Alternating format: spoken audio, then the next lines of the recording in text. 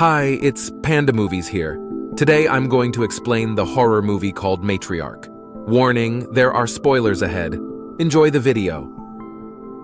The movie started with a man with his clothes off walking in a muddy swamp and drowning himself in a body of water.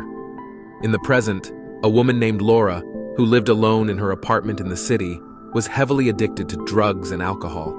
She lived her day-to-day life sneaking alcohol and drugs everywhere she went, including her workplace. She used drugs and alcohol to overcome traumas from her past and pressure from her work. Laura also suffered from an eating disorder, throwing up after every meal. Laura worked as a high-powered advertising executive and had a friend named Max, her coworker, who was always concerned about her social life.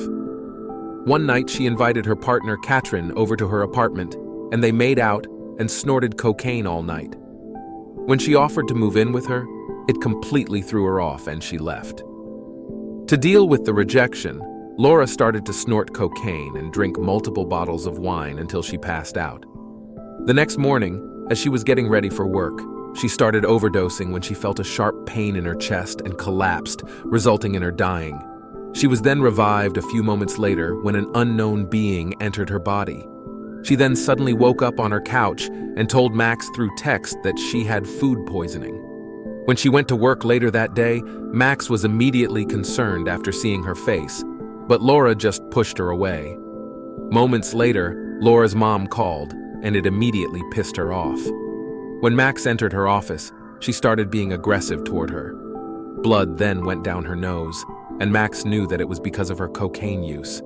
Max attempted to help her out, and with the whole office looking at her through the glass window, she quit her job on the spot and left.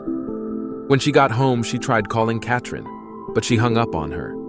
She then made the decision to call her mom, who invited her to come back home. In the phone call, it was revealed that Laura's father passed away, which completely changed her relationship with her mother. Laura arrived in her town, where she was reunited with an old neighbor, Mrs. Dent, who refused to sell her a bag of fudge because of a shady history she had with her. When she reached her mom's home, she was shocked to see that the house was well furnished and was confused about where she got the finances. When her mother invited her to have tea, she spotted their old piano and was immediately reminded of the bad times. She then threw a fit and stormed out when her mother took the verbal abuse she endured from her very lightly. As she was sitting down on a bench, she reunited with an old childhood friend, Abby. Abby told her about her mother's death and advised her to come back to her mother and savor the time she has left with her. When Laura left, Abby notified Celia that she was coming back, implying that Laura's mom used Abby to make her feel guilty for storming out. When Laura got back, she demanded that she lie down. At dinner time, Celia made so many excuses for being a bad mother, so Laura left early. When Laura went upstairs, a mysterious black liquid dripped down Celia's nose, and she panicked and ran to the sink. Meanwhile, when Loria was in the bathroom, the same black liquid was seen on her underwear. Later that night, when Laura was asleep, her mother came into her room and dragged her to her father's greenhouse. But before her mother could even drag her in, she started to wake up, so her mother quickly ran back to the house. And Laura was confused as to why she was there. The next morning, Celia woke up to see a pool of black liquid on her pillow. Laura woke up and heard cupboards and kitchen utensils banging downstairs. She then went out of her room and decided to look through her mother's things. She laughed as she found her mother's diary, which had diagrams of sex positions and masturbation motions with ratings. When she went down, her mother invited her to have pancakes with jam that had crushed pills mixed in. Later that morning, Celia saw Laura going out for a run and wanted to join her, but Laura had gone off quickly before her mother could even catch up. During her run, she once again saw Abby and immediately suspected that she was following her, so Abby confessed that she was instructed to do so by her mom. Enraged, Laura went back and confronted her mother. Then Celia revealed that she was dying, but didn't disclose her condition. She then told Laura the truth about her father's death and brought her to the swamp, where he drowned himself. Celia then brought Laura inside the greenhouse to speak with her father's spirit. Celia instructed her to walk further into a pitch-black part of the greenhouse to connect with him even stronger. Before her mother could smash her head with a clay pot, Laura stormed out. It was revealed that Abby was residing with Ken, the town priest, after her mother died of a disease. When they got back inside the house, Laura revealed that she snooped in her mother's room and read her diary. While preparing tea, Celia was angry by what Laura had done and was aggressively crushing pills, when suddenly the black liquid started pouring down her nose and coating her mouth, as well as worms coming out of her mouth.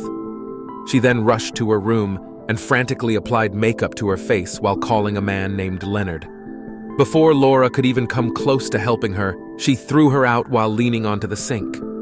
Laura then approached Abby and had a cigarette with her. Leonard arrived at Celia's house and begged her to give them what they needed. While Abby and Laura were making out, Abby was shocked to see that Laura's arms were black and her veins were popping out. Laura then quickly went back to their house, where her mother instructed her not to leave the house, and went to church. When Laura attempted to leave and find her mother, a man with a walking stick blocked her way, but she was able to knock him out. When she reached the church, she was shocked to see her mother standing naked on the altar while people were sucking out the black liquid from her nipples. The people then started having sex. This revealed that the black liquid that her mother was providing kept the people in the village from dying. Laura then ran to Abby's house, where she met Ken, who revealed that her father died to give his life to a supernatural being, and Celia stole its power. The man then grabbed Laura to the greenhouse and demanded to get the cure. He pushed her to the small pond at the end of the room, and a big creature that looked like a woman appeared and took the man. Later, Laura saw Abby and her mother in the car, and they took Laura in. Then, she was horrified to see how old and wrinkly her mother's face had grown.